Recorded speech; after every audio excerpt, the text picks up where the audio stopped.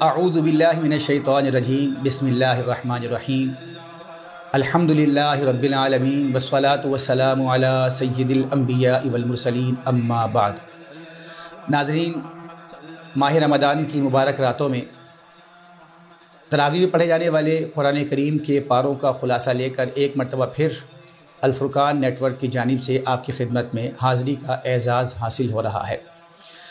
آج 14ویں پارے کا آخری ثلث، آخری پاؤ اور 15واں پارہ مکمل نماز تراویح میں تلاوت کیا گیا اور خوش نصیب و سعادت مند مسلمانوں نے اسے سماعت کیا۔ 14ویں پارے کے آغاز ہی میں یہ بھی یاد رہے کہ آج ہم چیدہ مقامات سے چند ایک جگہ سے قرآن کریم کا ترجمہ، چند آیات کا ترجمہ اور اس کی مختصر تفسیر آپ کی خدمت میں پیش کرنے کا اعزاز حاصل کریں گے۔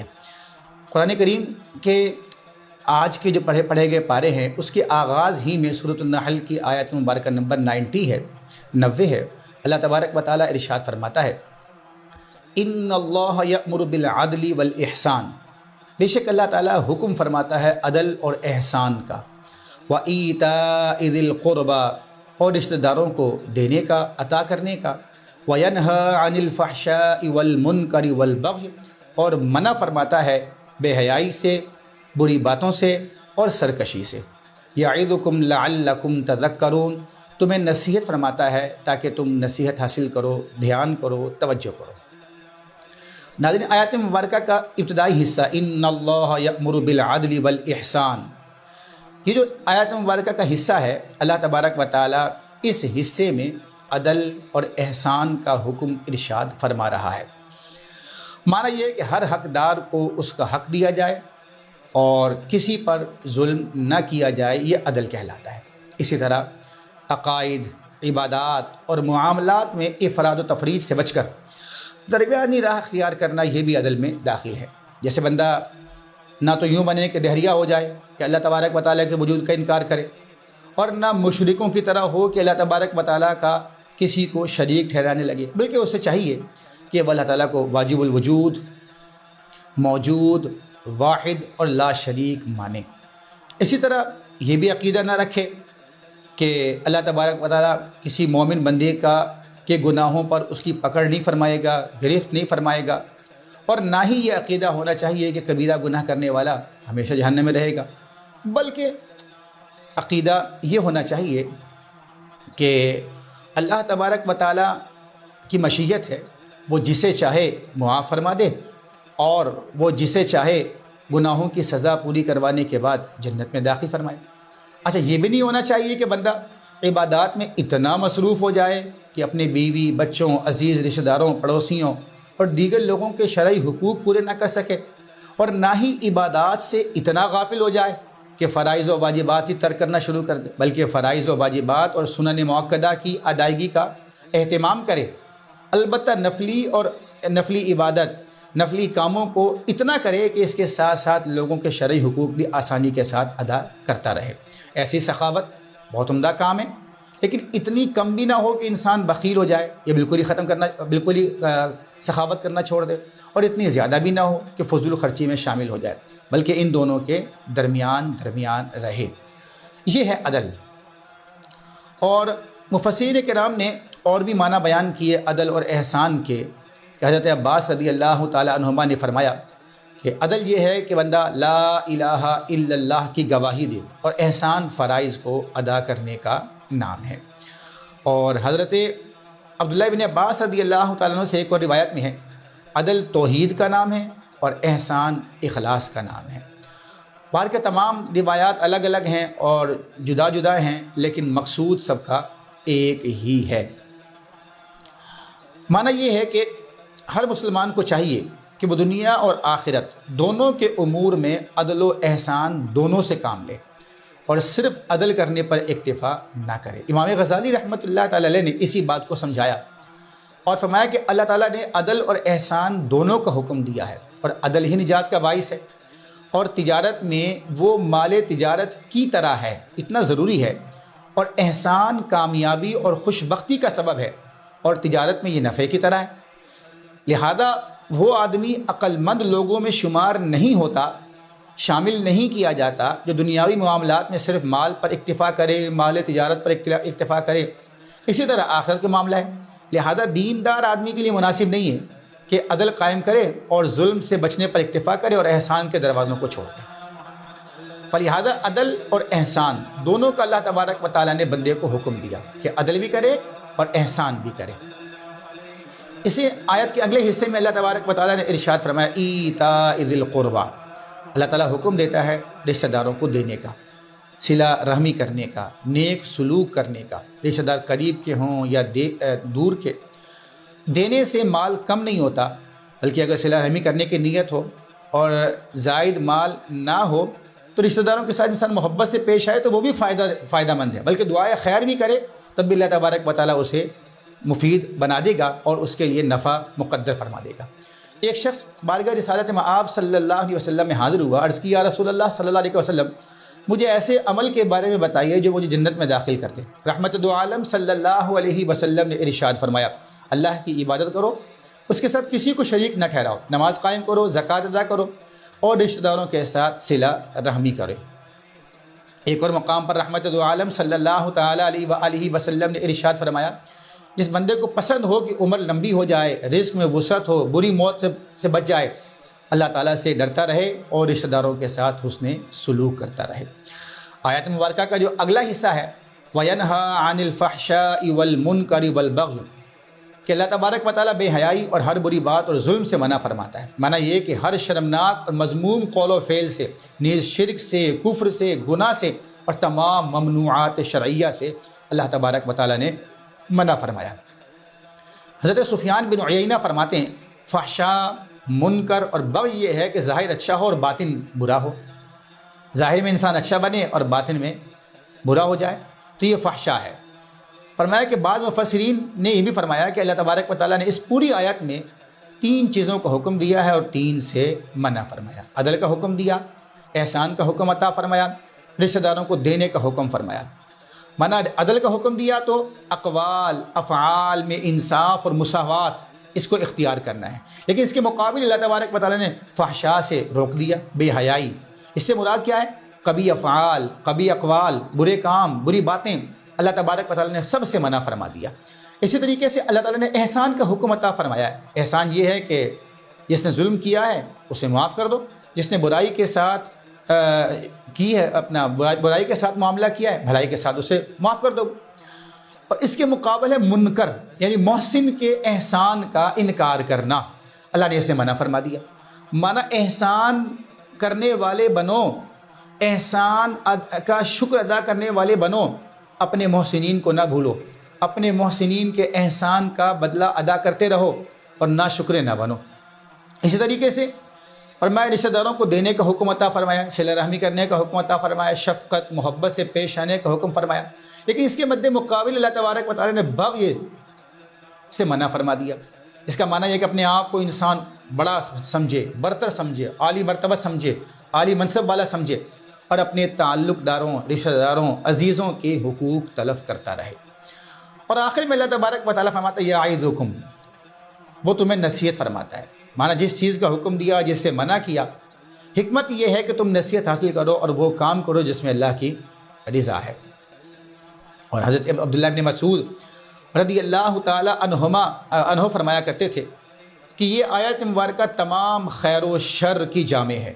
اور امام غزالی فرماتے ہیں طاعات یعنی نیکیاں فرض بھی ہیں اور نوافل بھی، اور آدمی ان سب میں صبر کا محتاج ہے، استقامت کا محتاج ہے، اور اللہ تعالیٰ نے ان سب کو اس میں جمع فرما دیا۔ ان اللہ یأمر بالعدل والاحسان وایتاء ذی القربی، عدل فرض ہے، احسان نفل ہے، اور قرابت داروں کو رشتہ داروں کو دینا مروت ہے اور صلہ رحمی ہے، اور یہ تمام امور صبر کے محتاج ہیں، استقامت کے محتاج ہیں۔ اور دوسری قسم گناہوں پر مشتمل ہے، اور ان پر بھی صبر کرنے کی بہت زیادہ ضرورت ہے کہ اللہ تعالیٰ نے مختلف قسم کے گناہوں کو اپنے اس ارشاد گرامی میں جمع کر دیا ہے۔ وَيَنْهَا عَنِ الْفَحْشَاءِ وَالْمُنْكَرِ، بے حیائی، بری بات اور ظلم سے منع فرماتا ہے، اور اس سے بچنے میں بھی صبر ہے کہ انسان ان کاموں کو ایک دو مرتبہ نہ بچے۔ ایسا نہ ہو کہ ایک مرتبہ گناہوں سے بچ گیا، ایک رات میں بچ گیا، ایک مہینے میں بچ گیا، بلکہ نہیں، ساری زندگی ان سارے گناہوں سے بچے۔ اور یہ آیت مبارکہ اتنی جامع، اتنی پیاری ہے کہ سیدنا عثمان بن مظعون رضی اللہ تعالیٰ عنہ اسی آیت مبارکہ کو سن کر آپ کا دل بدلا اور آپ نے فرمایا کہ ایمان میرے دل میں جگہ پکڑ گیا اور میں مسلمان ہو گیا۔ اور اس آیت کا اتنا زبردست اثر ہوا کہ ولید بن مغیرہ اور ابو جہل جیسے سخت دل کفار بھی ان کی زبانوں پر اسلام اور ایمان کی تعریف آ گئی۔ معنی یہ ہوا کہ اللہ تبارک و تعالیٰ نے اس جامع آیت مبارکہ میں حضرت انسان کو عدل احسان کرنے کا حکم عطا فرمایا، رشتہ داروں کو دینے کا حکم فرمایا، اور اس کے مد مقابل فحشاء، بغی اور منکر سے منع فرمایا۔ اسی طرح اللہ تبارک و تعالیٰ نے کچھ آگے 3-4 آیات آگے ایک اور آیات میں بڑا بہترین حکم ہمیں عطا فرمایا، اور ہم نے آج نماز تراویح میں اسے سماعت کیا۔ فرمایا وَلَا تَتَّخِذُوا أَيْمَانَكُمْ دَخَلًا بَيْنَكُمْ، اپنی قسمیں آپس میں بے اصل بہانہ نہ بنا لو۔ فَتَزِلَّ قَدَمٌ بَعْدَ ثُبُوتِهَا، یہ کہیں کوئی پاؤں جمنے کے بعد لغزش نہ کرے۔ وَتَذُوقُوا السُّوءَ بِمَا صَدَدتُّمْ عَنْ سَبِيلِ اللَّهِ، اور تمہیں برائی چکھنی ہو بدلہ اس کا کہ اللہ کے راستے سے روکتے تھے۔ وَلَكُمْ عَذَابٌ عَظِيمٌ، اور تمہیں بڑا عذاب ہے۔ اس آیت مبارکہ میں اللہ تبارک و تعالیٰ نے عہد پورا کرنے اور عہد اور قسمیں توڑنے سے منع فرمایا، اور یہ بھی فرمایا کہ اپنی قسموں کو اپنے درمیان دھوکے اور فساد کا ذریعہ نہ بناؤ۔ پہلے بھی اللہ تبارک و تعالیٰ نے منع فرمایا تھا، اور تاکیداً یہاں اس سے کچھ پیچھے والی آیت میں بھی منع فرمایا، اور یہاں تاکیداً اللہ تبارک و تعالیٰ نے ایک بار اور منع فرما دیا، اور اشارہ اس بات کی طرف ہے کہ یہ معاہدہ اور قسمیں پوری کرنا یہ انتہائی اہم معاملہ ہے، کیونکہ عہد کی خلاف ورزی میں دین و دنیا کا نقصان ہے، اور عہد پورا کرنے میں دنیا و آخرت کی بھلائی ہے۔ ہم آج جس معاشرے میں جی رہے ہیں، اس معاشرے میں دیکھتے ہیں چھوٹے چھوٹے وعدے کر لیے جاتے ہیں، قسمیں کھا لی جاتی ہیں، ایگریمنٹ کر لیا جاتا ہے، اور انسان پورا نہیں کر پاتا۔ جب پورا نہیں کر پاتا تو وعدے کی خلاف ورزی کرتا ہے۔ اسلام میں عہد کی پاسداری کی بہت اہمیت ہے۔ اس کی اہمیت جاننے کے لیے اس بات سے اندازہ لگائیں کہ صلح حدیبیہ کے موقع پر حضرت ابو جندل رضی اللہ تعالیٰ عنہ بیڑیوں میں بندھے ہوئے کسی طرح حدیبیہ کے مقام پر پہنچ گئے، اور ان کے والد صاحب سہیل بن عمر نے ان کی واپسی کا مطالبہ کیا، اور اس کے بغیر معاہدہ کرنے سے انکار کر دیا، اور حضرت ابو جندل رضی اللہ تعالیٰ عنہ کو پتہ لگ گیا کہ چونکہ معاہدہ ہو چکا ہے کہ جو کافروں کی طرف سے مدینے گیا اسے واپس لوٹایا جائے گا، چاہے مسلمانی کیوں نہ ہو، تو انہیں واپس کر دیا جائے گا۔ اب وہ گڑ گڑا کر رونے لگے، مسلمانوں سے فریاد کرنے لگے، لیکن چونکہ کفار سے معاہدہ ہو چکا تھا تو رحمت دو عالم صلی اللہ تعالیٰ علیہ وآلہ وسلم نے موقع کی نزاکت کا خیال فرماتے ہوئے حضرت ابو جندل رضی اللہ تعالیٰ عنہ سے فرمایا صبر کرو، ان قریب اللہ تعالیٰ تمہارے لیے اور دوسرے مسلمان مظلوموں کے لیے ضرور کوئی راستہ نکالے گا، اور غیر مسلم جو مظلوم ہوں گے ان کے لیے بھی کوئی راستہ نکالے گا۔ ہم صلح کا معاہدہ کر چکے ہیں، اب ہم ان لوگوں سے بد عہدی نہیں کر سکتے۔ نتیجہ یہ نکلا کہ جناب ابو جندل رضی اللہ تعالیٰ عنہ کو مکہ مکرمہ واپس جانا پڑا۔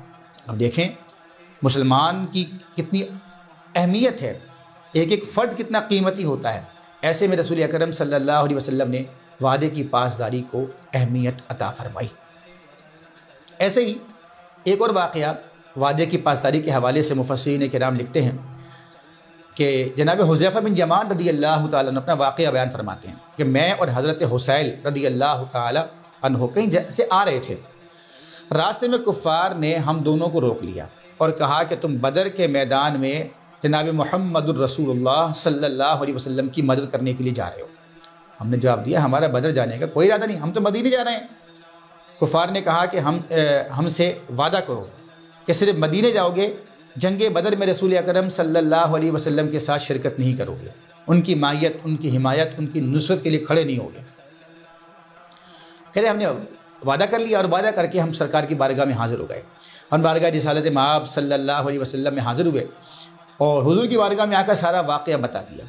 اس وقت مسلمانوں کی تعداد کفار کے مقابلے میں کم تھی، ہر فرد قیمتی تھا، افراد لشکر کی تعداد میں بڑھانے تھے، لیکن رسول اکرم صلی اللہ علیہ وآلہ وسلم نے حضرت حذیفہ اور حضرت حسیل رضی اللہ تعالی عنہما کو حکم فرمایا کہ واپس جاؤ، ہم ہر حال میں کفار سے کیے ہوئے عہد کی پابندی کریں گے اور ہمیں کفار کے مقابلے میں صرف اللہ تعالیٰ کی مدد درکار ہے۔ یہاں میں رک کر ایک بات کہہ دینا چاہتا ہوں، ہمارے بعض دوست اپنے بچوں کے نام رکھتے ہیں اور نام فلمی اداکاروں والے رکھتے ہیں، اور ڈراموں سے، ناول سے، سوشل میڈیا سے نام اٹھا کے اپنے بچوں کے نام رکھے جاتے ہیں۔ اگر قرآن و حدیث کا صحیح معنی میں مطالعہ کیا جائے اور تفاسیر کا مطالعہ کیا جائے تو رسول اکرم صلی اللہ علیہ وسلم کے صحابہ اور حضور کی صحابیات اور بزرگان دین کی اتنے پیارے پیارے نام روایات میں ملتے ہیں کہ انسان اپنے بچوں کے نام رکھے تو وہ یونیک بھی ہوں، نئے بھی ہوں، ان کی پروننسیشن بھی ایزی ہو، چھوٹے بھی ہوں، اور وہ آج کے دور میں یوں کہہ لیں کہ آپ کی شخصیت کو بھی اچھے بھائیں اور مزاج پر بھی ان کا اثر پڑے۔ جیسا کہ یہاں میں نے ذکر کیا حضرت حسیل، حا، سین، یا اور لام، جیسے فضائل ہوتا ہے تو حسیل بہت پیارا نام ہے، صحابی رسول ہیں، یہ نام بھی رکھا جا سکتا ہے۔ خلاصہ کلام یہ ہوا کہ اللہ تبارک و تعالیٰ نے اس آیت مبارکہ میں مسلمانوں کو عہد کی پاسداری کرنے کا حکم ارشاد فرمایا ہے، اور آج کے اس دور میں جس میں ہم جی رہے ہیں، ہم کسی سے ملاقات کا وعدہ کر لیتے ہیں، کسی کو ٹائم دے دیتے ہیں، کسی کے پاس جانا ہوتا ہے، کسی کے ہاں آنا ہوتا ہے، وعدے کر لیتے ہیں، کسی کو پیسے دینے ہوتے ہیں، کسی سے لینے ہوتے ہیں، کسی کو کوئی چیز پہنچانی ہوتی ہے، ہم وعدہ کر لیتے ہیں لیکن پھر بعد میں وہ وعدہ پورا نہیں کرتے۔ ہمیں اس کا خاص خیال رکھنا چاہیے۔ اسی طریقے سے ہم نے ایک بڑا بہترین اصول آج نماز تراویح میں سماعت کیا، سورہ النحل میں ہی ہے، آیت مبارکہ نمبر 97۔ اللہ تبارک و تعالیٰ ارشاد فرماتا ہے من عامل صالحا من ذکر او انثی وہو مؤمن، جو اچھا کام کرے، مذکر ہو یا مؤنث، لیکن شرط یہ ہے کہ مسلمان ہو، فَلَنُحْيِيَنَّهُ حَيَاةً طَيِّبَةً، ہم ضرور اسے ستھری زندگی عطا کریں گے، پاکیزہ زندگی عطا کریں گے، وَلَنَجْزِيَنَّهُمْ أَجْرَهُمْ بِأَحْسَنِ مَا كَانُوا يَعْمَلُونَ، اور ہم ان کے اچھے کاموں کا اجر ضرور عطا کریں گے، ما کانوا یعملون، اور بِأَحْسَنِ مَا كَانُوا يَعْمَلُونَ، اس سے اچھا عطا کریں گے جتنا اچھا انہوں نے کیا ہوگا۔ یہ آیت مبارکہ بڑے کلیئر ہے اور بتا رہی ہے کہ وہ مؤمن، اچھا کام کرنے والا مومن ہوگا تو اللہ تبارک و تعالیٰ اسے بدلہ عطا فرمائے گا، صلہ عطا فرمائے گا۔ آج کے اس دور میں دیکھتے ہیں کہ غیر مسلم، ظاہر بات ہے کہ انسان ہیں اور بے حیثیت انسان اگر ہمارے پڑوسی ہیں، ہم ان کے ساتھ حسن سلوک بھی کریں گے، ہم ان کے ساتھ یوں کہہ لیں کہ نرم گوشہ بھی اختیار کریں گے، بالخصوص ہمارے ملک میں رہنے والے یا جو آؤٹ آف کنٹری میں جو مسلمان رہتے ہیں، ان کے آس پڑوس میں جو لوگ رہتے ہیں، بالکل ان کے ساتھ حسن سلوک کیا جائے گا، ان کے ساتھ میل جول بھی رکھا جائے گا، یہ آج کے دور کا تقاضا ہے۔ لیکن جب وہ غیر مسلم انتقال کر جائے تو اس کے لیے بخشش و مغفرت کی دعا نہیں ہوگی، کہ اگر وہ ہماری اس دعا کو حق سمجھتا، صحیح سمجھتا، درست سمجھتا تو ایمان لے آتا، اور ایمان لاتا تو پھر ہماری دعا کیا، ہم اس کی تجہیز و تکفین میں، اس کے کفن دفن میں ساتھ کھڑے ہوتے، اس کا جنازہ پڑھتے، اس کے لیے بخشش کی دعا کرتے۔ لیکن ہمارے ہاں آج ٹرینڈ یہ ہے، کوئی اداکار کافر ہو، مر جائے، انتقال کر جائے تو ہمارے یہاں لوگ اس کے لیے بخشش کی دعا کرنا شروع کر دیتے ہیں۔ یاد رکھیے گا، استغفر لهم او لا تستغفر لهم ان تستغفر لهم 70 مرہ فلن یغفر اللہ لهم، آپ ان کے لیے بخشش کی دعا کریں یا نہ کریں، اگرچہ 70 مرتبہ کریں، حکم یہ ہے کہ مومن ہوگا تو اجر ملے گا، کافر کی بخشش کبھی نہیں ہوگی۔ اللہ تبارک و تعالی ہمیں قرآن کریم کا فہم عطا فرمائے اور ماہ رمضان کی اس مبارک راتوں میں قرآن پڑھنے، قرآن سمجھنے کا اعزاز عطا فرمائے۔ آمین ثم آمین یا رب العالمین۔ سبحانک اللہم و بحمدک، لا الہ الا انت، استغفرک و اتوب الیک۔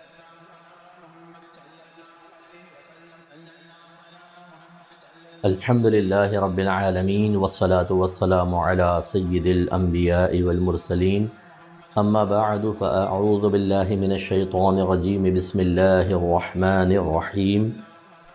الحمد للہ 2026 سن 1447 ہجری کے 12ویں درس قرآن کے ساتھ آپ سب کی خدمت میں حاضر ہیں، اور جتنے بہن بھائی ہمیں پوری دنیا سے دیکھ رہے ہیں، آپ سب کو السلام علیکم ورحمۃ اللہ وبرکاتہ و مغفرتہ۔ آج انشاءاللہ ہمارا ٹاپک ہے امہات المؤمنین، یعنی مومنین کی مائیں۔ نبی کریم صلی اللہ علیہ وسلم کی ازواج کو اللہ تبارک و تعالی نے مومنین کی مائیں قرار دیا ہے۔ اگر ایک بچے سے آپ یہ پوچھیں، ایک کوئی نوجوان ہے، لڑکا لڑکی ہے، آپ کی والدہ کا نام کیا ہے، وہ کہ مجھے نہیں پتہ، تو آپ کو بہت حیرانی بھی ہوگی اور بہت سے شکوک و شبہات بھی جنم لیں گے، اور کم از کم مطلب آپ کو بیڈ کمنٹس اس کے بارے میں پاس کریں گے۔ تو بہرحال ہم پر امہات المومنین کے ناموں کا جاننا، ان کو یاد رکھنا کوئی واجب تو نہیں ہے، لیکن محبت اور پیار اور ہمارے جو ان کے ساتھ تعلق ہے، اس کا تقاضا یہ ہے کہ ہر مومن کے ذہن میں اپنی ماؤں کے نام محفوظ ہونے چاہئیں۔ جتنے بہن بھائی مجھے دیکھ رہے ہیں، اگر ایک غیر مسلم آپ سے کہے کہ بتائیے نبی کریم صلی اللہ علیہ وسلم کی ازواج اس امت کی مائیں ہیں تو اپنی والداؤں کے نام بتائیے، اور ہم کہیں ہمیں تو ماں کا نام ہی نہیں پتہ، یہ اچھی بات نہیں ہوتی۔ تو انشاءاللہ کچھ باتیں آج امہات المومنین کے سلسلے میں ہوں گی، لیکن چونکہ میرا طرز اصلاحی ہے، میں تربیت پہ زیادہ توجہ کرتا ہوں، تو ہم ان آیات کو لیں گے جن میں امہات المومنین کا تذکرہ ہے، ان کے فضائل و مناقب ہیں، لیکن ساتھ ساتھ یہ بات بھی ثابت ہوتی ہے کہ کسی سے بہت ہی قریبی تعلق دینی حوالے سے، کسی بھی بڑی شخصیت سے، یہ انسان کو عمل سے، تقوی سے، احتساب کے خوف سے بے نیاز نہیں کر سکتا۔ اللہ تبارک و تعالیٰ کی ذات بہت ہی بے نیاز ہے، اس نے جو احکام بیان فرمائے، جو اس نے معیارات مقرر کیے ہیں، جو اسٹینڈرڈز اس نے قائم کر دیے ہیں، سب کو ان کا خیال کرنا ہوگا۔ اسلامی قوانین، رولز، ریگولیشنز جس طرح ہمارے لیے ہیں، اسی طرح ہمارے اکابرین کے لیے بھی ہیں، بڑی توجہ فرمائیے گا۔ انشاءاللہ آج اسی تفصیل کو بیان کریں گے۔ سورۃ الاحزاب آیت نمبر 6 میں اللہ تعالیٰ ارشاد فرماتا ہے کہ النبی اولیٰ بالمؤمنین من انفسہم وازواجہ امہاتہم۔ ہمارے یہ جو نبی ہیں، یہ مومنین سے ان کی جانوں سے زیادہ اولیٰ ہیں۔ اولیٰ کا لفظ دو معنی میں، کئی معنی میں ہوتا ہے، دو یہاں بڑے معنی جو مفسرین نے کیے ہیں۔ ایک تو اولیٰ بمعنی مالک، اور ایک ہوتا ہے اولیٰ بمعنی قریب۔ اب دونوں کے اعتبار سے اس کا ترجمہ دیکھیں، اللہ فرما رہا ہے کہ نبی مالک ہیں مومنین کے ان کی جانوں سے، یا تو یوں کہہ لیں کہ ان کی جانوں کے مالک ہیں، یا جتنے ہم اپنے مالک ہیں اس سے کہیں زیادہ نبی کریم صلی اللہ علیہ وسلم ہماری ہر چیز کے مالک ہیں، ہماری جانوں کے مالک ہیں۔ اب جان کے مالک ہو گئے تو ہر چیز کے بھی مالک ہیں۔ اور یا اس کا مفہوم یہ ہے کہ یہ نبی مومنین سے ان کی جانوں سے زیادہ قریب ہیں۔ نفس روح کو بھی کہتے ہیں، نفس المطمئنہ، آپ نے النفس المطمئنہ والی آیت آپ نے کہ جب روح نکلتی ہے تو کہا جاتا ہے کہ اے مطمئن نفس نکل، تو اس کا مطلب یہ ہوا کہ نبی کریم صلی اللہ علیہ وسلم مومنین سے ان کی روحوں سے زیادہ قریب ہیں، ان کی جانوں سے زیادہ ان کے قریب ہیں۔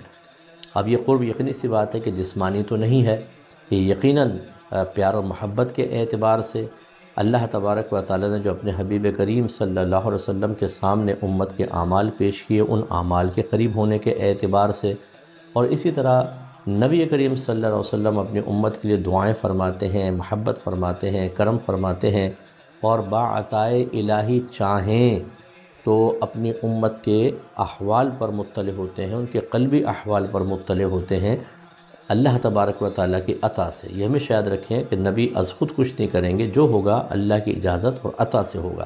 اس اعتبار سے نبی کریم صلی اللہ علیہ وسلم ہمارے بہت قریب ہیں، اور ان کی ازواج ان مومنین کی مائیں ہیں۔ تو نص قطعی سے ثابت ہوا کہ تمام ازواج مطہرات ہماری روحانی والدہ ہیں، یقیناً حقیقی والدہ تو نہیں ہیں۔ اس اعتبار سے اگر آپ دیکھیں تو نبی کریم صلی اللہ علیہ وسلم پوری امت کے روحانی والد ہوئے، تو اپنی روحانی والداؤں کے نام ہمارے ذہن میں ہونے چاہیے۔ ہر بھائی، ہر بہن اس کو ذرا سمجھے۔ آپ اپنے یہ جو ہم آپ کو انٹروڈکشن دے رہے ہیں، اس کو لکھ لیں، ازواج کے تمام نام، اور جیسے بچوں کو کلمہ سکھاتے ہیں نا، دیگر چیزیں، اسی طرح سے اپنی والداؤں کے نام بھی سکھائیں، یا اس کو فریم کر کے گھر میں لگا لیں تاکہ بچوں کی نگاہ پڑے اور ذہن میں آ جائیں۔ کوئی پوچھے تو فوراً تمام ازواج کے نام بتا دیے جائیں۔ تو پہلے امہات المومنین کی تعداد کیا ہے اور کس ترتیب سے وہ عقد میں تشریف لائیں، اس پہ تھوڑا سا گفتگو کرتے ہیں، اور پھر ان سے متعلقہ سورہ احزاب کی ہی چند آیات۔ مدارج نبوت میں شیخ عبدالحق محدث دہلوی رحمۃ اللہ علیہ جو زبردست محدث ہیں اور بہت ہی پیاری آپ نے مدارج النبوت سیرت مصطفیٰ صلی اللہ علیہ وسلم پر ایک مستند اوتھنٹک کتاب لکھی ہے. اس میں آپ فرماتے ہیں کہ ان کی تعداد اور ترتیب میں علماء کا اختلاف ہے، یعنی تعداد ٹوٹل کتنی تھی، لیکن متفق علیہ 11 ازواج ہیں. یعنی اختلاف ہے کہ بعض سرکار کے قریب تشریف لائی ہیں وہ بحیثیت زوجہ کے تھیں یا بحیثیت باندی کے تھیں، کہ کیا معاملہ تھا کیا نہیں، ان میں اختلاف ہوا، لیکن جس پہ سب متفق ہیں وہ 11 ازواج ہیں. اور جب سرکار صلی اللہ علیہ وسلم نے دنیا سے پردہ فرمایا تو 9 ازواج آپ کے عقد میں تھیں، گویا کہ 2 کا انتقال ہوا تھا. کل 11 ہے، تو 10 جو ہیں وہ عرب سے تعلق رکھتی ہیں، ایک جو ہے وہ غیر عرب سے. اور جو عرب سے تعلق رکھتی ہیں ان میں 6 قریشیہ خواتین ہیں، یعنی قریش سے تعلق رکھتی ہیں، اور باقی 4 عرب سے تعلق تو رکھتی ہیں لیکن وہ غیر قریشیہ ہیں. اب جو 6 قریشیہ ہیں وہ کون کون سی ہیں؟ نمبر 1 ہماری والدہ سیدہ خدیجۃ الکبریٰ بنت خویلد رضی اللہ تعالی عنہا. نمبر 2 سیدہ عائشہ بنت ابو بکر رضی اللہ تعالی عنہا. سیدہ حفصہ بنت عمر فاروق رضی اللہ تعالی عنہا. سیدہ ام حبیبہ بنت ابو حنین رضی اللہ تعالی عنہا. سیدہ ام سلمہ بنت ابو امیہ رضی اللہ تعالی عنہا. سیدہ سودا بنت زمعہ رضی اللہ تعالی عنہا. یہ 6 عربیہ قریشیہ ہیں اور 4 عربیہ غیر قریشیہ ہیں. ان میں سے پہلی سیدہ زینب بنت جحش رضی اللہ تعالی عنہا. سیدنا میمونہ بنت حارث رضی اللہ تعالی عنہا. سیدنا زینب بنت خزیمہ رضی اللہ تعالی عنہا. اور سیدہ جویریہ بنت حارث رضی اللہ تعالی عنہا. یہ 10 عربیہ ہو گئی، اور ایک جو ہے غیر عربیہ، ان کا تعلق بنی اسرائیل سے تھا، یعنی یہود سے تعلق تھا، اور پھر آپ اسلام میں داخل ہوئی ہیں اور باقاعدہ سرکار صلی اللہ علیہ وسلم نے آپ سے عقد فرمایا. وہ ہیں صفیہ بنت حیی رضی اللہ تعالی عنہا. تو یہ 11 ازواج ہیں، 6 ان میں عربیہ قریشیہ، 4 عربیہ غیر قریشیہ اور 1 غیر عربیہ. اب ان سے متعلق چند آیات دیکھیں. سورہ احزاب میں آیت نمبر 30 میں اللہ تعالیٰ فرماتا ہے یا نساء النبی من یأتی منکن بفاحشۃ مبینہ یضاعف لها العذاب ضعفین وکان ذلک علی اللہ یسیرا. اے نساء النبی، اے نبی کی ازواج، تم میں سے جو بھی واضح حیا کے خلاف کوئی جرأت کرے تو اس پر دوسرے عام لوگوں کے مقابلے میں 2 گنا عذاب ہوگا، اور یہ اللہ کے لیے آسان ہے. یعنی بالفرض اگر کوئی ایسا معاملہ ہو تو یہ نہیں ہے کہ نسبت نبی کریم صلی اللہ علیہ وسلم کی وجہ سے قانون بدل جائے گا، بلکہ اللہ تعالیٰ نے واضح فرمایا کہ نہ صرف اللہ تبارک و تعالیٰ گرفت فرمائے گا بلکہ دوسروں کے مقابلے میں زیادہ 2 گنا گرفت ہوگی. کیونکہ جب آدمی کو انعام بڑا ملتا ہے، جب اللہ تعالیٰ کسی پر کرم نوازی زیادہ فرماتا ہے، اور عام قانون بھی آپ دیکھ لیں، جب آپ کسی امپلائی کو بلا قطع نظر اس بات سے کہ کسی امپلائی کو بہت ہی بینیفٹ دیتے ہیں، سیلری بھی اچھی ہے، تو کام بھی پھر اس کا اچھا ہونا چاہیے، اور اگر اس سے خدا نہ خواستہ کوئی چیٹنگ ثابت ہو تو زیادہ آپ کہتے ہیں تم قابل سزا ہو کہ وہ تمہیں انعام بھی زیادہ دیا. تو اللہ تبارک و تعالیٰ نے بہرحال ازواج مطہرات سے خطاب فرمایا کہ اگر خدا نہ خواستہ بالفرض کوئی ایسی چیز ہو جاتی ہے تو 2 گنا عذاب ہے. اور پھر بیان فرمایا کہ اللہ کے لیے یہ چیز آسان ہے، اللہ بے نیاز ہے. وہ مطلب اللہ کے لیے کوئی مشکل نہیں ہے کہ نبی کریم صلی اللہ علیہ وسلم کی نسبت اللہ کے فیصلوں پر اثر انداز ہو جائے، اور بعض لوگوں کے لیے اس لیے قوانین شرع معاف ہو جائیں یا سہل ہو جائیں، ایسا نہیں ہے. اللہ اثر قبول کرنے سے پاک و صاف ہے. ہاں اگر وہ اپنے ازلی فیصلے سے کوئی اس طرح کا فیصلہ فرمایا تو وہ الگ ہے. جیسے ابو لہب نے اپنے بھتیجے کی خبر پیدائش کی خوشخبری دینے پر اپنی لونڈی سویبہ کو آزاد کیا، اور بھتیجے نبی کریم صلی اللہ علیہ وسلم تھے، اور اس بنا پر اس کو جہنم میں عذاب میں تخفیف ملی ہے. یہ اللہ تعالیٰ کی طرف سے ہے، اور اس میں کوئی چیز ایسا نہیں ہے کہ اثر انداز ہوئی ہو کہ نبی کریم صلی اللہ علیہ وسلم کی نسبت کی وجہ سے اس کو آسانی ملی ہو. نہیں، یہ اللہ کا ازلی فیصلہ ہے. کیونکہ کوئی بھی چیز اللہ کے فیصلوں پر اثر انداز نہیں ہو سکتی جب اللہ نے ازل سے فیصلے فرمائے، کیونکہ علم، قدرت، ارادہ سب اللہ کی ازلی صفات ہیں۔ اس وقت نہ ابو لہب تھا، نہ سرکار پیدا ہوئے، نہ اس طریقے سے کوئی خوشخبری تھی۔ اس سے ایک نتیجہ ضرور مرتب ہوا، جتنے بھی ایسے بھائی بہن مجھے سماعت فرما رہے ہیں کہ جن کا تعلق کسی مذہبی بڑی شخصیت کے ساتھ ہے، وہ ذرا توجہ کریں۔ آپ کا کتنا بھی مقام و مرتبہ ہو جائے، امہات المومنین کا مقام یقیناً آپ سے زیادہ ہے۔ تو بعض اوقات ایک تعلق اور بعض اوقات خود فی نفسی ہی دونوں چیزیں ہمیں دھوکے میں ڈال سکتی ہیں۔ مثال کے طور پہ میں ایک عالم و مفتی ہوں، اب اگر میں کوئی خطا کرتا ہوں اور میرا نفس مجھے کہتا ہے کہ کوئی باتیں تھوڑا بہت ہو جائے، علم بھی تو ہے، مفتی بھی تو ہوں، عالم بھی تو ہوں۔ ایک پیر صاحب ہیں، ان کے بہت سارے مریدین ہیں، وہ خطاؤں میں پڑ گئے اور وہ سوچتے ہیں کوئی بات نہیں، میں پیر ہوں، اللہ در ادھر کر دے گا۔ ایسی کوئی نعت خوان، نقیب محفل، کوئی قاری صاحب، کوئی حافظ قرآن، کوئی حاجی صاحب، کوئی نمازی صاحب، اسی طرح سید حضرات ہمارے سر کے تاج ہیں، نبی کریم صلی اللہ علیہ وسلم کے جگر کے ٹکڑے ہیں، یہ جو نسل در نسل چلتی چلی آ رہی ہے۔ لیکن کیا اس نسبت کی وجہ سے ایک سید زادے کو اس چیز کی اجازت ہوگی کہ وہ قوانین شرع کو اپنے اکابرین، اپنے آباء و اجداد کی روش کو چھوڑ کر پامال کرتے ہوئے اپنے لیے بھی بدنامی کا سبب بنے، خاندان کے اوپر بھی انگلیاں اٹھانے کا سبب بنے؟ تو کیا یہ درست ہوگا؟ ہرگز نہیں۔ اس لیے ایک تو پہلے ہم یہ دیکھتے ہیں کہ فی نفسی ہی بغیر تعلق کے اپنے منصب کے اعتبار سے جو میں نے آپ کو بتایا، اور ایک ہوتا ہے وہی تعلق، جیسے ابھی سید کے میں نے مثال دی، یا صاحبزادہ صاحب ہیں، مفتی کا بیٹا، پیر کا بیٹا، نعت خوان کا بیٹا، یا اس کی بیوی۔ تو یہ بعض وقت ہوتا ہے کہ ہم نے دیکھا ہے کہ جو بڑے کسی مذہبی شخصیت سے تعلق رکھتی ہیں، ازواج لوز ہو جاتی ہیں، تھوڑی سی غیبتیں بھی کر رہی ہیں، چغلیاں کر رہی ہیں، غلط کام کر رہی ہیں، بے پردگی بھی دیکھی گئی ہے۔ ایسی اولاد جو ہوتی ہے وہ بے راہ روی کا شکار ہے، اور باپ کو بھی پرواہ نہیں ہے، بلکہ وہ ایسا طرز عمل اختیار کرتا ہے بعض اوقات کہ اس کی اولاد یہ سمجھتی ہے کہ اس آستانے، بہت مشہور آستانہ ہے، اس سے نسبت اور ہمارے بڑوں سے نسبت یہ مجھے بچا لے گی، تھوڑا بہت میں کر بھی لوں تو کوئی بات نہیں۔ یہ بالکل غلط ہے۔ آپ آیت کو دیکھیں، اور اللہ کی بے نیازی سے ہم سب کو ڈرنا چاہیے۔ سب سے بڑا مقام و مرتبہ میرے آقا صلی اللہ علیہ وسلم کا ہے، لیکن کیا کبھی آپ بے خوف ہوئے؟ آپ سید الانبیاء ہیں، تو ہر سید کو اپنے نانا جان کو بنیاد بنانا چاہیے۔ کیا آپ نے حضرت مولا علی اور بی بی فاطمہ رضی اللہ تعالی عنہا کو کبھی دیکھا کہ آپ لوگوں نے کوئی خطا کی ہو، کسی گناہ کو اپنے لیے معاذ اللہ ثم معاذ اللہ بلکہ خلاف مروت کام کو بھی اپنے لیے مناسب سمجھا ہو؟ تو پھر سید حضرات کو اپنے ان والدین کے بارے میں سوچنا چاہیے، ان کی روش پہ چلنا چاہیے، نہ یہ کہ سید ہونے کو ہم کیش کرتے رہیں۔ اپنے بعض تو میں نے ایسے سید دیکھے ہیں، بڑی معذرت کے ساتھ مجھے دکھ ہوتا ہے یہ باتیں کہتے ہوئے، لیکن کاش یہ بات کسی کے دل پر لگ جائے کہ وہ اپنے سید ہونے کو کیش کر رہے ہوتے ہیں۔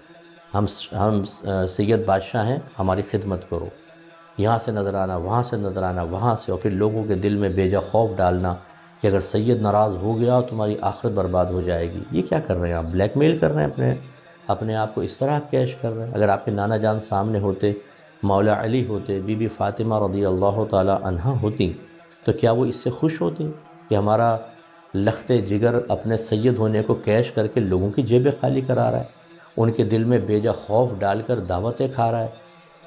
بعض سید حضرات ایسے بھی دیکھے ہیں جو اپنے سید ہونے کو بنیاد بنا کر ایموشنلی بلیک میلنگ کرتے ہوئے لڑوا رہے ہیں آپس میں لوگوں۔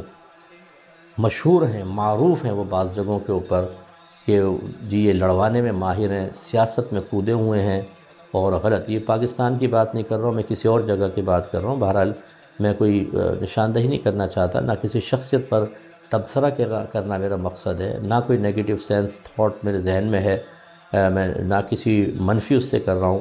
میں مطلب کسی کی مخالفت عمومی طور پہ نہیں کرتا ہوں الحمدللہ، یعنی شخصی اعتبار سے، آرگنائزیشن کے اعتبار سے، اداروں کے اعتبار سے۔ لیکن ہم ایک معاشرے کے اندر جو چیز دیکھ رہے ہیں، ایک غیر سید ہو یا سید ہو، سید تو ہمارے سر کے تاج ہیں، غیر سید و سید ہو، اگر خدا نہ خواستہ خرابی ہے تو یہ ہماری ذمہ داری ہے کہ ہم تھوڑا احساس تو دلائیں۔ تو ایسی بہت سارے سید حضرات ہوتے ہیں کہ جو اخلاق کے لحاظ سے بہت خراب ہیں اور لوگوں کو ڈراتے رہتے ہیں، بد اخلاقی کریں گے اور پھر کہیں گے خبردار جو تم نے جواب میں کچھ کہا، ہم سید ہیں تمہاری آخرت برباد ہو جائے گی۔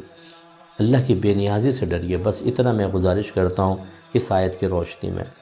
اور اسی طرح جو صاحبزادہ صاحبان ہیں کہ وہ مطلب آستانہ اگر آپ کا بڑا ہے، آپ کے والد صاحب مشہور پیر ہیں، تو کیا مطلب ہے آپ بے روی کی طرف چلیں تو آپ مرفوع القلم ہو گئے ہیں۔ اللہ تبارک و تعالیٰ آخرت میں آپ کی گرفت فرمانے پر معاذ اللہ قادر نہیں رہا ہے، یا آپ کے آستانے کی نسبت اتنی مضبوط ہو گئی کہ اللہ تبارک و تعالیٰ کے قوانین اور اس کے ازلی فیصلوں کو بالکل پیچھے کر دے گی؟ ہرگز نہیں۔ یہ خوش فہمی سے باہر آ جائیں۔ اور میں اکثر اپنے پیر صاحبان سے گزارش کرتا ہوں اپنے صاحبزادگان کو فوراً گدی نہ دے دیا کریں۔ ہم چونکہ پہلے دکھانا چاہتے ہیں کیونکہ گدی اس کے بعد اس کو ملے گی، تو ہم پہلے سے لوگوں کو ذہنی طور پر تیار کر لیتے ہیں کہ میرے بعد اب آپ کو اس کے پیچھے چلنا ہے۔ اتنے سے بچے ہیں، انہیں سامنے لے آتے ہیں، یہ نہیں دیکھتے کہ ان بچوں کی باطنی تربیت صحیح ہو رہی ہے کہ نہیں ہو رہی۔ تو ایسے بچوں میں تکبر، غرور کوٹ کے بھرا ہوا دیکھا ہے۔ بعض میں نے بچوں کو بلیک میلر دیکھا ہے کہ انہیں پتہ ہے کہ میرے بغیر تو آستانہ چلے گا نہیں، اگلا میں ہی ہوں۔ وہ والدین سے بدتمیزی کرتے ہیں، والد سے بدتمیزی کرتے ہیں، سخت لہجے میں گفتگو کرتے ہیں، تھوڑا بے روی کی طرف ہوتے ہیں۔ ان کو سمجھایا جائے تو وہ دھمکیاں دیتے ہیں کہ پھر میں چلا جاؤں گا، یہ کروں گا، تو وہ پھر مجبوراً اس کے نخرے بھی اٹھاتے ہیں۔ ہر جگہ ایسا نہیں ہوتا، اچھے لوگ ہیں، لیکن انہی اچھوں کو بدنام کرنے والوں کے بارے میں گزارش کر رہا ہوں۔ تو ایسے چھوٹے سے بچوں کو پبلک کے سامنے لا کر کے ہر ایک ان کا ہاتھ چوم رہا ہے، نذرانے دے رہا ہے، ابھی سے آپ نے ان کو ہائپ دے دی کہ باطن کنٹرول میں آئے گا؟ بہت ہی مشکل ہے، بہت ہی مشکل ہے۔ اگر کوئی کہے آ جائے گا تو پھر آپ نے نہ نفس کو سمجھایا نہ شیطان کو سمجھایا، مجھے افسوس ہی ہوگا آپ کے اوپر۔ اور کسی نے اگر نفس و شیطان کو سمجھا ہے، جس نے آدم علیہ السلام سے ایسی باتیں کی کہ آپ نے اللہ کے حکم کو مشورہ سمجھ کے کھا لیا اور آپ جنت سے دنیا میں تشریف لائے، اسی طریقے سے ہزارہا آپ کو واقعات ملیں گے کہ شیطان نے بڑوں کو بہکا دیا۔ تو پھر یہ بچہ کیا ہے؟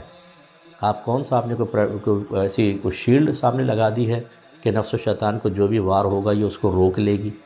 تو اپنے بچوں کو خطرے میں ڈالنا، کوئی پرواہ نہیں ہے، ٹھیک ہے، وہ عجب خود پسندی ہو، وہ تکبر سے باتیں کرے، وہ مطلب نہ ماں کو سمجھے کچھ، پھر نہ باپ کو سمجھے، چلنے دو۔ غلط کر رہے ہیں آپ، اپنے بچوں کی تربیت کریں۔ ایسے بچوں کو آپ ضرور اپنے بچے کو آپ بٹھانا چاہیں، کون منع کر سکتا ہے، لیکن اس کی پہلے تربیت کریں، اسے دور رکھیں گدی سے، اسے دور رکھیں عزت سے، اسے کہیں پہلے اپنے اندر ٹیلنٹ پیدا کرو، اس گدی کے قابل بنو، عالم بنو، مفتی بنو، مجتہد بنو۔ اس کا انتظام کریں، آپ ان کو اچھے ٹیچرز پرووائڈ کریں، پھر روحانی تربیت کا اہتمام کریں۔ سب سے بڑھ کر عاجزی انکساری، جھاڑو لگوائیں پورے آستانے کی، صاحبزادہ صاحب سے کروائیں ذرا یہ۔ اب آپ کہیں گے ہمارا بیٹا جھاڑو لگائے گا، ماشاءاللہ آپ نے فوراً برا مان لیا۔ اس کا مطلب ہے کہ آپ نے خود اپنے آپ کو اپر لیول پر رکھا ہوا ہے۔ میرے آقا صلی اللہ علیہ وسلم تو خادم کے ساتھ مل کر کام کر لیا کرتے تھے، بازار سے سودا لے کر آتے تھے، کوئی لونڈی ہاتھ پکڑ دیتی اور کہتی ہے رسول اللہ مجھے کام ہے میرے ساتھ چلیں، تو سرکار اس کے ساتھ بچی کے ساتھ چلے جایا کرتے تھے۔ اپنے خادم کے ساتھ مل کر جانور کو چارہ ڈال دیا کرتے تھے، اپنے نالین خود بعض اوقات سی لیا کرتے تھے۔ آپ ان سے بڑھ کر ہو گئے کہ آپ کو فوراً ایک دم کرنٹ سا لگا کہ میرا صاحبزادہ جھاڑو لگائے گا، لگوائیں جھاڑو۔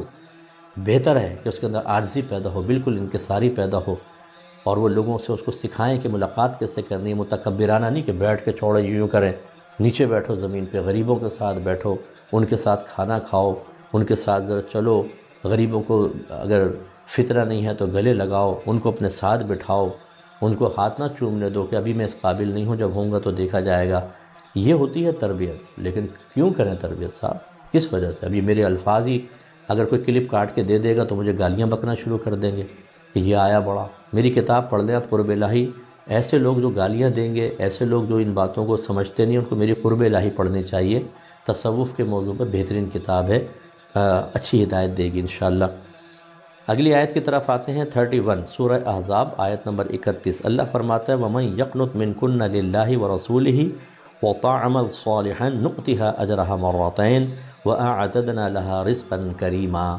پہلی آیت میں اللہ تعالیٰ نے فرمایا کہ اگر بالفرض خطا کریں گی ڈبل عذاب، اب اطاعت کریں گی تو کیا ملے گا؟ ارشاد فرمایا اور تم میں سے جو اللہ اور اس کے رسول کی فرما برداری پر قائم رہے اور نیک اعمال کرے تو ہم اسے دوسری عورتوں کے مقابلے میں 2 گنا اجر دیں گے، اور ہم نے اس کے لیے جنت میں عزت کی روزی تیار کر رکھی ہے۔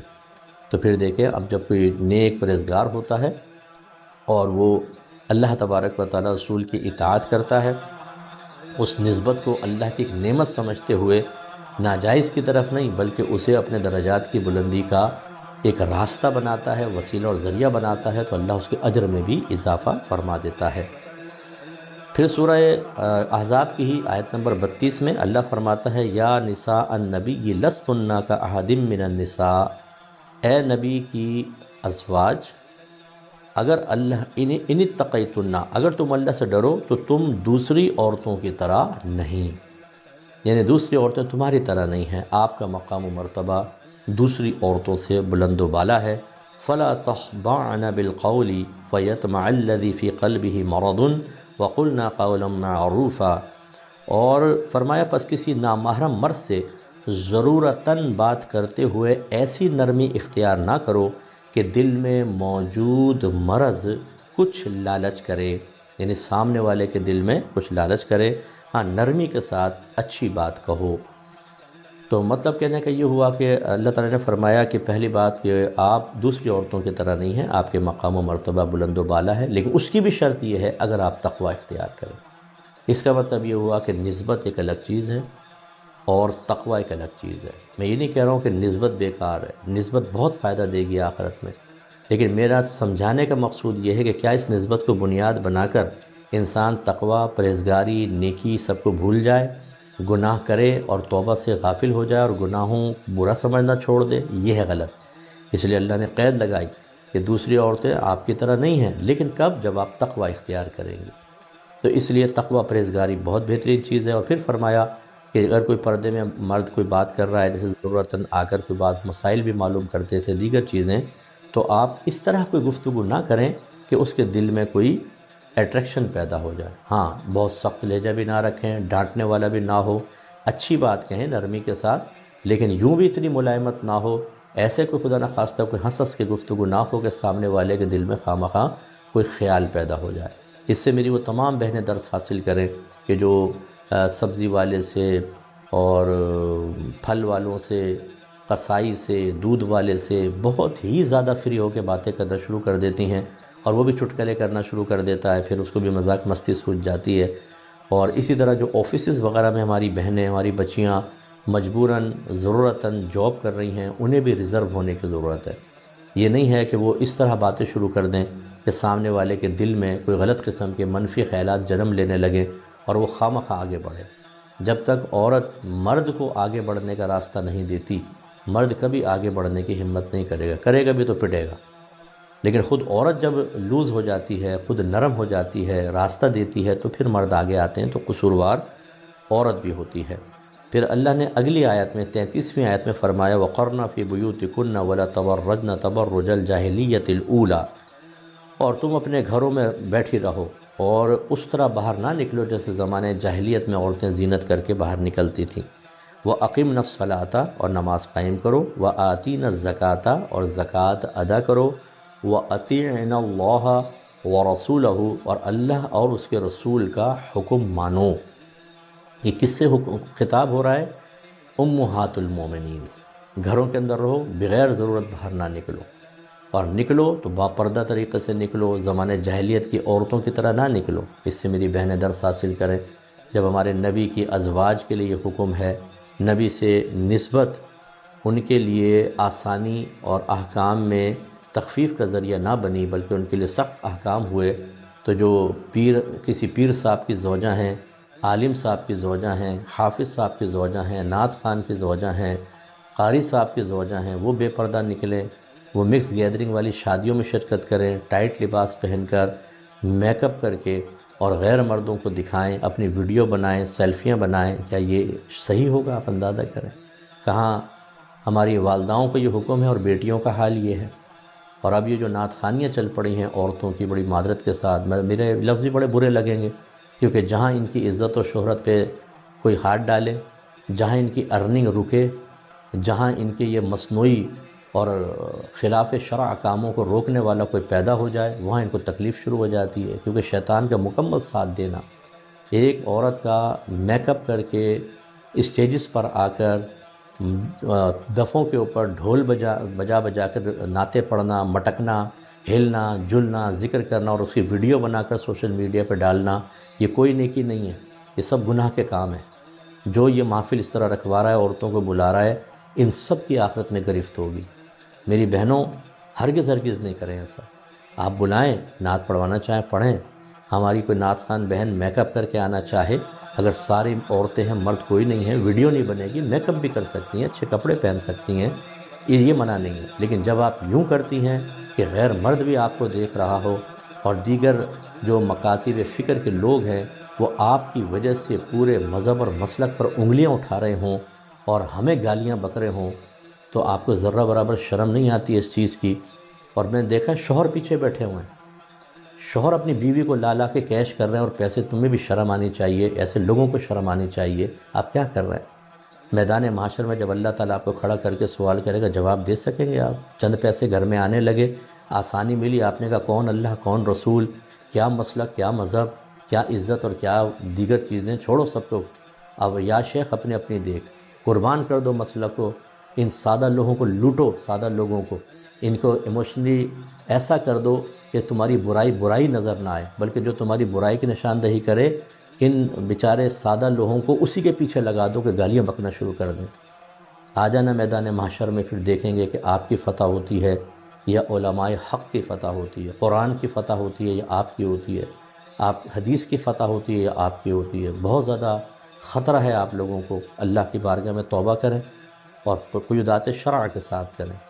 عورت نعت خوانی مائک پر نہیں کر سکتی، اگر اس کی آواز باہر جائے گی تو ساؤنڈ کے بغیر کریں، گھر کے اندر کریں، کوئی ویڈیو نہیں بنے، کچھ بھی غیر مرد نہ دیکھیں، آئیں پڑھیں اور چلی جائیں، اور اللہ کے لیے پڑھیں۔ اگر آپ پیسے کے لالچ میں آئیں گے، یہ امید بھی ہے کہ مجھے پیسہ یہاں سے ملے گا، آپ کا نعت شریف پڑھنا یہ گناہ میں شمار ہوگا، یاد رکھیں، کیونکہ یہ طاعت ہے اور طاعت پہ اجرت لینا حرام ہے، اور یہ طاعت کوئی ایسی ضرورت نہیں ہے کہ اس پہ اجرت کو فقہاء اسلام نے جائز قرار دیا ہو۔ اچھی طرح یاد رکھیں، یہ مردوں کے لیے بھی ہے، عورتوں کے لیے بھی ہے۔ ہاں، بغیر لالچ کے آئیں، کوئی طے نہیں ہوا، آپ نے منع بھی کیا تھا مجھے کچھ نہیں چاہیے، لیکن انہوں نے خود خدمت کر دی، ایک الگ بات ہے۔ لیکن جب آپ اسی قصد و ارادے سے آئیں، اسی وجہ سے لوگوں کے اندر جذبے بڑھائیں، ان میں جوش دلائیں کہ ان کی جیبیں خالی ہوں، تو پھر یہ ایک ایک روپیہ آپ کے لیے میدان محشر میں شدید ترین ذلت کا سبب بن سکتا ہے۔ اللہ تعالیٰ سمجھنے کی توفیق عطا فرمائے۔ تو جب اللہ تعالیٰ امہات المومنین کو یہ حکم فرما رہا ہے، تو پھر ہم خواتین بھی مکلفہ ہیں ان باتوں کی، ان کو بدرجہ اولیٰ بلکہ سوچنا چاہیے۔ ایسے نعت خوان کیا نمازیں پڑھ رہی ہیں؟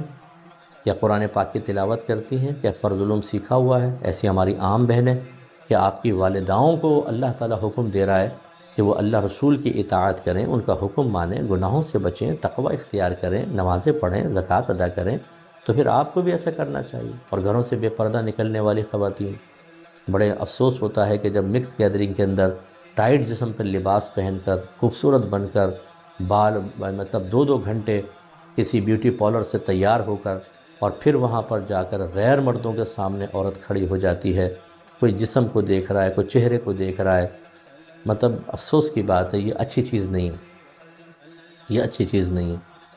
اور ایسے مردوں کو بھی ذرا تھوڑا سا خیال کرنا چاہیے، کوئی آپ کی زوجہ کے جسم کو دیکھ کر گندے تصورات ذہن میں لائے، آپ کی غیرت گوارہ کر لیتی ہے، یہ اچھی چیز نہیں ہوتی ہے۔ عورت کا مطلب یہ ہوتا ہے چھپانے کی چیز، پردہ کروائیں۔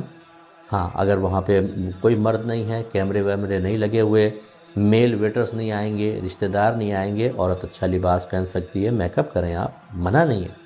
لیکن جب آپ غیر مردوں کے سامنے آئیں گی، نامحرم کے سامنے آئیں گی، تو میدان محشر میں اللہ آپ کو کھڑا کرے گا، اور ان تمام گیدرنگز کا حساب ہوگا۔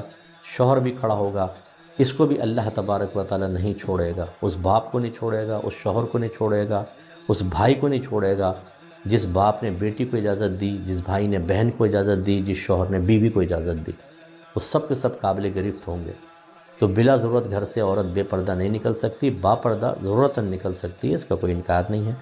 اور اللہ نے آگے فرمایا کہ انما یرید اللہ لیذھب عنکم الرجس اہل البیت ویطہرکم تطہیرا، محض ارادہ کرتا ہے اللہ تعالیٰ کہ لے جائے تم سے ہر قسم کی گندگی کو، یعنی دور کر دے تم سے ہر قسم کی گندگی کو، اے اہل بیت، یعنی اے نبی کے گھر والوں، اور اللہ ارادہ فرماتا ہے کہ تمہیں خوب صاف ستھرا کر دے۔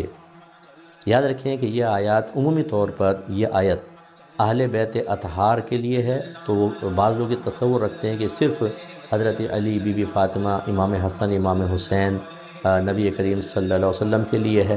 جو ان کے لیے بھی ہے، کیونکہ جب یہ آیت نازل ہوئی، سرکار ترمذی کی روایت ہے، سرکار نے حضرت علی کو، بی بی فاطمہ کو، امام حسن اور حسین سب کو اپنے چادر میں لیا اور عرض کی اللہ کی بارگاہ میں، اللہ تعالیٰ یہ میرے اہل بیت ہیں، انہیں ہر قسم کی گندگی سے پاک و صاف رکھ۔ تو وہ بھی شامل ہیں، لیکن چونکہ سیکوینس میں آپ دیکھ رہے ہیں کہ امہات المومنین کا تذکرہ ہے، تو اہل بیت میں امہات المومنین تو بدرجہ اولیٰ داخل ہیں۔ اور میں جب غور کرتا ہوں تھوڑا سا، تو یہ حکمت نظر آتی ہے کہ اگر میرے آقا صلی اللہ علیہ وسلم باقاعدہ یہ طرز عمل اختیار نہ کرتے تو یقیناً توجہ اس طرف تو جاتی ہی نہیں۔ سب سمجھتے کہ صرف اہل بیت میں امہات المومنین ہے، کیونکہ انہی کا تذکرہ ہے یہاں پر۔ اس لیے نبی کریم صلی اللہ علیہ وسلم نے خاص اہتمام فرمایا کہ چادر میں ان نفوس قدسیہ کو لیا، تاکہ یہ سب کو پتہ چل جائے کہ امہات المومنین تو نص قرآنی سے شامل ہیں ہی ہیں، لیکن میرے خاندان والے یہ بھی اہل بیت میں داخل ہیں۔ اچھی طرح ذہن میں رکھیں، اس کا مطلب یہ ہوا کہ اہل بیت اطہار جیسے امہات المومنین جو بدرجہ اولیٰ اس آیت کے اندر داخل ہیں، تو وہ سب کو اللہ تبارک و تعالی نے گناہوں سے پاک و صاف رکھا، گندگیوں سے پاک و صاف رکھا، جیسے کہ مولا علی، بی بی فاطمہ، امام حسن، امام حسین رضی اللہ تعالی عنہما، اس لیے ان کو پنجتن پاک کہتے ہیں، اور امہات المومنین بھی پاک اور صاف ہیں۔ اور آخری آیت 34 نمبر ہے، اللہ تعالیٰ فرماتا ہے کہ وَاذْكُرْنَ مَا يُتْلَى فِي بُيُوتِكُنَّ مِنْ آيَاتِ اللَّهِ وَالْحِكْمَةِ إِنَّ اللَّهَ كَانَ لَطِيفًا خَبِيرًا۔ اور اے ازواج رسول، جو آیات اور ہمارے نبی کی احادیث تمہارے گھروں میں پڑھی جاتی ہیں انہیں یاد رکھو، بے شک اللہ مہربان اور تمام مخلوق کے اعمال پر خبردار ہے۔ تو اللہ تعالیٰ ازواج مطہرات سے فرما رہا ہے کہ یہ آیات اور اپنے نبی، حکمت سے مراد نبی کی احادیث، ایک روایت کے مطابق، ایک تفسیر کے مطابق، ایک قول کے مطابق، کہ قرآن اور حدیث جس کو یاد رکھو۔ یاد رکھنے کا طریقہ کیا ہے؟ جو سنا اس کو محفوظ رکھو، یا گھر کے اندر اس کو بیان کرتے رہو تاکہ یاد رہیں۔ اس سے بھی نتیجہ نکلا، اور یقیناً امہات المومنین نے اس پر عمل کیا ہوگا، تو ہمارے لیے بھی ضروری ہے کہ ہم گھر میں قرآن، حدیث، فقہ، تصوف اور سیرت رسول کا درس رکھیں۔ میں تمام اپنے دیکھنے والوں سے گزارش کرتا ہوں کہ خدا را ہماری کتاب قرب الہی لیں، پاسبل ہو یہ دیکھیں، قرب الہی کتاب میں نے لکھی ہے، اس وجہ سے میں اپنی طرف نسبت کر رہا ہوں، ورنہ یہ قرآن، حدیث، صحابہ کرام کے اقوال اور بزرگان دین کی نصیحتوں سے بھرپور ہے۔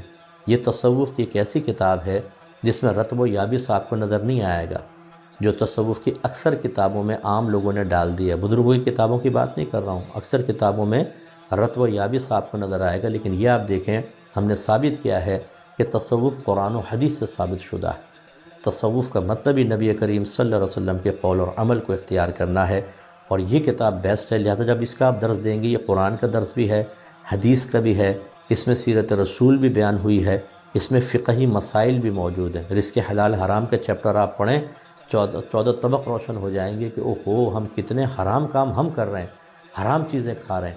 یہ کتاب آپ کو بیسٹ رہنمائی فراہم کرے گی۔ لیکن اس کے علاوہ پھر بھی آپ درس قرآن بھی رکھیں، درس حدیث خاص رکھیں، درس تصوف اس سے کر لیں، درس فقہ رکھیں، اس میں شرعی مسائل، اس کے لیے میری کتاب طہارت کے مسائل و احکام بیسٹ ہے۔ اور اسی طرح بھی جو رمضان کی ہے اس کا درس رکھ لیں گھر میں، روزہ، تراویح، اعتکاف، عید، اس سے 4 قسم کے مسائل اس میں ہیں، وہ آپ پڑھ کر دیکھیں، بہت فائدہ ہوگا۔ اس کا درس رکھ لیں، اور اسے درس سیرت رکھیں، نبی کریم صلی اللہ علیہ وسلم کی پیدائش مبارکہ سے لے کر آپ کی وفات ظاہری تک پوری سیرت کو اپنے گھر میں بیان کریں، تاکہ بچے جانیں کہ ہمارے نبی کریم صلی اللہ علیہ وسلم کے ساتھ کیا کیا معاملات ہوئے تھے، اور یہ معاملات ہمارے بچوں کے لیے اجنبی نہ رہیں۔ تو اپنے گھر میں ایسا کریں۔ لیکن میں یہ دیکھتا ہوں ہمارے گھر میں 11ویں پابندی سے، 12ویں پابندی سے، کنڈوں کے نیاز ہمیشہ، ختم قادریہ ماہانہ ہو رہی ہے، آیت کریمہ کا ورد ہر 6 مہینے بعد ہوتا ہے، شب برات میں ضرور جاگیں گے، شب معراج میں ضرور جاگیں گے، 9 اور 10 محرم کو کھچڑا ضرور بنے گا اور تقسیم ہوگا، مزارات پہ حاضری بھی ہوگی، دیگر چیزیں، چادریں بھی چڑھیں گی۔ میں ان کو ناجائز نہیں کہہ رہا ہوں، جائز طریقے سے ہوں، قیودات شرع کے ساتھ ہوں، علماء کی اجازت کے ساتھ ہوں، تو تو ٹھیک ہے، لیکن کیا یہ سب کچھ یہی کافی ہے؟ ان میں سے ایک کا بھی ذکر نہیں ہے اس میں، ان آیات کے اندر۔ ان میں جن کا ذکر ہے وہ ہم کر نہیں رہے، نمازیں ہم نہیں پڑھ رہے، سارا کا سارا گھر سوتا رہتا ہے، بہت سے روزے نہیں رکھ رہے ہوں گے ابھی بھی، قرآن ہمارے گھر میں نہیں کھلتا، حدیث کی کتابیں تو ہیں ہی نہیں ہمارے گھر میں، سیرت کا درس ایک دفعہ بھی نہیں ہوا، شرعی مسائل پوچھ لیں، ہماری بہت سی بہنیں ایسے سن رہی ہیں وہ جنہیں کپڑے تک پاک کرنے نہیں آتے، صوفہ پاک کرنا نہیں آتا، کارپٹ پاک کرنا نہیں آتا، انہیں نہیں پتہ کہ جسم سے نکلنے والی کون سی نجاست غلیظہ ہے، خفیفہ ہے، کون سی چیزیں پاک ہوتی ہیں۔ سب کو اٹھایا، واشنگ مشین میں ڈال دیا، کپڑوں کو دھو لیا، بس پاک ہو گئے، کوئی نہیں پتہ قوانین شرع کیا ہیں۔ اسی طرح گھر کے اندر فلمیں، ڈرامے، گالیاں، لڑائی جھگڑے، فتنہ فساد، گندگیاں کوٹ کوٹ کے بھری ہوئی ہیں، لیکن کوئی پرواہ نہیں ہے۔ اس لیے ہم آپ سے گزارش کرتے ہیں، ناراض نہ ہوا کریں ہماری باتوں پر اور نہ ہمارے لہجے کی تلخی پر، یہ درد ہے جو باہر نکلتا ہے، ہمیں محبت ہے آپ سے، پیار ہے، آپ کی آخرت سے محبت ہے۔ اللہ تعالی ہم سب کو امہات المومنین کے نقش قدم پر چلنے اور ان کو جو اللہ تبارک و تعالی نے تلقینات عنایات میں کی، انہیں اپنے لیے بھی مشعل راہ بنا کر آخرت کا راستہ طے کرنے کی توفیق عطا فرمائے۔ آمین۔ وآخر دعوانا ان الحمد للہ رب العالمین۔ دعا کر لیجئے۔ بسم اللہ الرحمن الرحیم، الحمد للہ رب العالمین، والصلاة والسلام علی سید الانبیاء والمرسلین، یا ارحم الراحمین یا ارحم الراحمین یا ارحم الراحمین۔ اے مالک مولا، ہم سب کا اس درس قرآن میں شرکت کرنا اپنی بارگاہ میں قبول و منظور فرما لے۔ اے اللہ، ہم نے جو باتیں سنی اس پر مجھ گنہگار کو سب سے پہلے اور میرے تمام بہن بھائیوں کو عمل پیرا ہونے کی توفیق بھی عطا فرما۔ میرے مالک، جن کو بھی اللہ تعالیٰ نے کوئی مقام و منصب دیا ہے، انہیں اپنے منصب کے دھوکے میں مبتلا ہونے سے بچنے کی توفیق عطا فرما، ہمیشہ اطاعت و فرما برداری کا راستہ اختیار کرنے کی توفیق دے۔ جو کسی کوئی نسبت رکھتے ہیں آستانے سے، کسی بڑی شخصیت سے، اے اللہ تعالیٰ اس نسبت کے دھوکے سے محفوظ فرما۔ نسبت ایک سعادت ہے، اس سعادت کی قدر کرنے کی توفیق عطا فرما، لیکن احتساب سے غافل نہ فرما۔ اے مالک مولا، ہم سب کے علم، عمر میں، روحانی قوتوں میں، درجات میں، رزق حلال میں، کاروبار میں، صحت میں، عمل میں بے حد برکت عطا فرما۔ اے مالک مولا، ہم سب سے راضی ہو جا، ایسا راضی ہو جا کہ پھر کبھی ناراض مت ہونا۔ مالک مولا، جو کچھ ہم نیک عمل کر رہے ہیں اس میں ہمارا کوئی کمال نہیں، تیری توفیق، تیرا ہی کمال ہے۔ اے اللہ تعالیٰ، جب سارا کمال تیرا ہے تو انہیں توفیق دی، تو اللہ تعالیٰ ان اعمال کو قبول بھی فرما لے، ان کی کمیوں کو نظر انداز فرما دے۔ پاک پروردگار ہم سب کی بخشش و مغفرت فرما دے، ہم سب کو علوم دینیہ، خاص طور پہ فرض علوم سیکھ کر اس کے تقاضے کے مطابق عمل کرنے کی توفیق عطا فرما۔ اے اللہ، ہمیں 5 وقت نمازی بنا دے۔ اے اللہ، ہمیں رمضان کے پورے روزے ہمت اور استقامت سے رکھنے کی توفیق عطا فرما، ہمارے گھر والوں کو بھی نمازی بنا دے۔ اے اللہ، ہمارے گھروں میں درس قرآن، درس حدیث، درس فقہ، درس تصوف، درس سیرت بھی ہونے لگ جائے۔ مالک، دیگر مستحبات سے زیادہ اہم ان چیزوں کو اختیار کرنے کی توفیق عطا فرما۔ اے پاک پروردگار، جتنے بے روزگار ہیں ان سب کو روزگار عطا فرما، ہر بیمار کو شفائے کاملہ عطا فرما دے۔ بیماروں کی تیمارداری پر مقرر کو ہمت حوصلے سے خدمت کرنے کی توفیق عطا فرما، بے اولادوں کو نیک اور صالح اولاد عطا فرما، ہر صاحب اولاد کو نیک پرہیزگار متقی بنا دے۔ یا رب کریم، جن گھروں میں جوان بہنیں بیٹیاں موجود ہیں ان کے اچھے رشتے دلوا دے، جو دنیاوی وجوہات کی بنا پہ ناراض ہیں انہیں محبت سے رہنے کی توفیق عطا فرما۔ اے اللہ، جن گھروں میں جوان بہنیں بیٹیاں موجود ہیں ان کے اچھے رشتے دلوا دے، جن پہ قرضے ہیں ان کے قرضے دور فرما، غیب سے اس قرضے کو اتارنے کا عزت والا سبب بنا دے۔ اے اللہ، جو بیجا مقدمات میں گرفتار ہیں نجات عطا فرما دے، جو بیجا جیلوں میں بے قصور بند ہیں اللہ تعالیٰ ان کی رہائی کی سبیلیں بنا دے۔ خصوصی دعا فرمائیں کہ جو ہمارے بھائی بہن ہماری اکیڈمی، ہمارے ادارے الفرقان اسکالرز اکیڈمی کے ساتھ مالی تعاون کر کے ہمارے لیے انتظامات کو آسان کر دیتے ہیں، پورا سال ہم بچوں کو اچھے انداز سے پڑھاتے ہیں، اچھا انتظام رہتا ہے۔ مالک مولا، جس طرح انہوں نے ہمارے لیے آسانی پیدا کی، ان کے لیے دنیا میں، موت کے وقت، قبر میں، قبر سے اٹھتے وقت، میدان محشر میں، پل صراط پر، حتیٰ کہ جنت میں جانے تک آسانیاں ہی آسانیاں عطا فرما، ہر مشکل سے ان کو محفوظ فرما دے۔ اے اللہ، جس طرح ہم سب یہاں جمع ہوئے جنت الفردوس میں اپنے حبیب کریم صلی اللہ علیہ وسلم کے مبارک قدموں میں دائمی طور پہ جمع ہونے کی توفیق عطا فرمانا۔ صلی اللہ تعالی علی خیر خلقہ و نور عرشہ سیدنا و مولانا محمد وعلی آلہ و صحبہ